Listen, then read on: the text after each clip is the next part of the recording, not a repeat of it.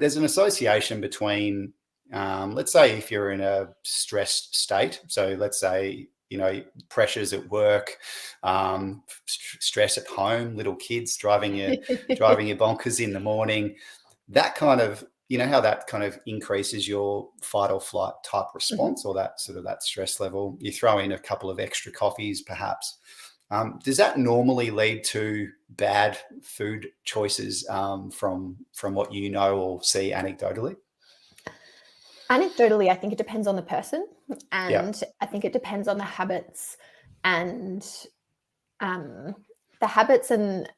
what normally happens to them. So when we're in a stressed state, we're more likely to fall back on what we would usually be doing. And I think this is where the importance of being consistent in eating well, exercising regularly, sleeping well as much as you can with little kids.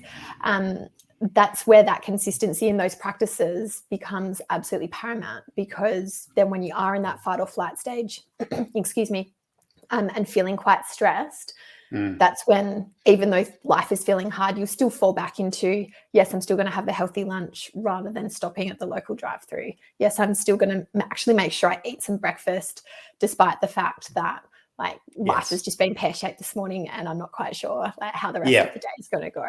So, if you don't have those healthy habits already in place, then you're probably not going to go so well.